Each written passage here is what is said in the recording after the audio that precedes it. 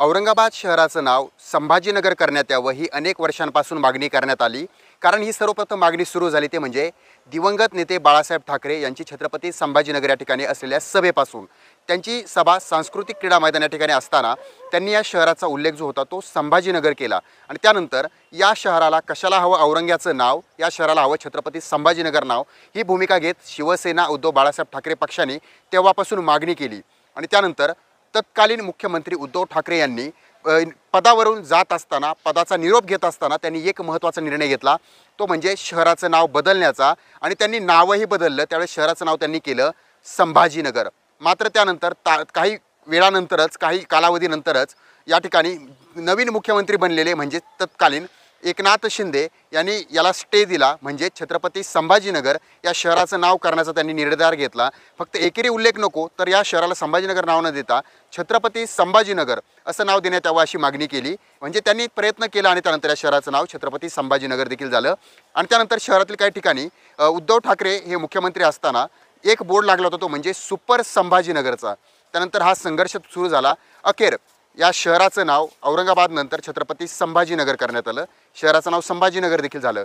छत्रपती संभाजीनगर नाव झालेलं असताना तुम्ही सगळीकडची नावं बदलली, मात्र रेल्वे स्थानक आणि विमानतळ या ठिकाणचं नाव का बदललं गेलं नाही असा प्रश्न जो होता तो उपस्थित करण्यात आला। हा प्रश्न उपस्थित करत असताना हे नाव देखील बदलण्यात यावं ही मागणी देखील जोर धरू लागली। विरोधकांनी म्हटलं की तुम्ही ज्या पद्धतीनं हे नाव बदलण्याचा घाट घातलाय, मग नाव का बदललेलं नाही असा देखील प्रश्न उपस्थित केला।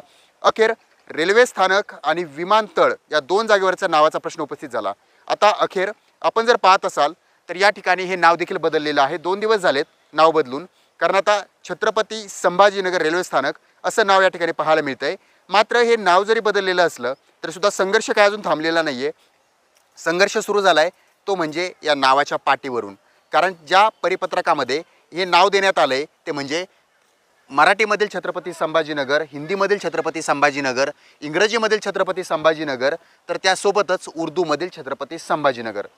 या परिपत्रकामध्ये फक्त 3च नावं आहेत, ते म्हणजे मराठी, हिंदी आणि इंग्रजीमधील। मात्र उर्दूमध्ये तुम्ही का नाव लिहिलं, यामध्ये परिपत्रकामध्ये हे कुठल्याही प्रकारचं उर्दूमध्ये नाव नाही आहे असं म्हणत या नावाला आता विरोध वाढू लागलेला आहे। या नावाचा विरोध केला जातोय। त्यामुळे प्रमुख ही मागणी केली जाते की छत्रपती संभाजीनगर 3 भाषांमध्ये चालेल, मात्र औरंगजेबाची जी भाषा होती, जो तो उर्दू बोलायचा, त्यांच्याकडे जी उर्दू होती ते आम्हाला उर्दू नको असं भाजप नेता म्हणतायत। आणि त्यासोबतच काही हिंदुत्ववादी संघटनांनी सुद्धा नाराजी व्यक्त केलेली आहे आणि उर्दूमधील नाव काढून टाकण्यात यावं ही मागणी केली आहे।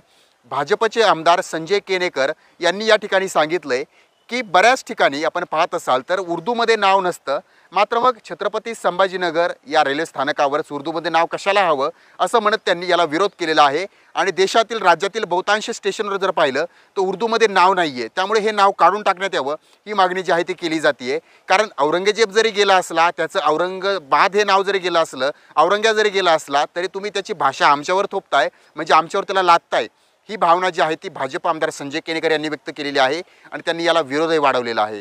त्यामुळे एक महत्त्वाचा जर मुद्दा या ठिकाणी उपस्थित केला तर हे जे नाव आहे या नावावरून एक वाद निर्माण झाला आहे, संघर्ष निर्माण झाला आहे।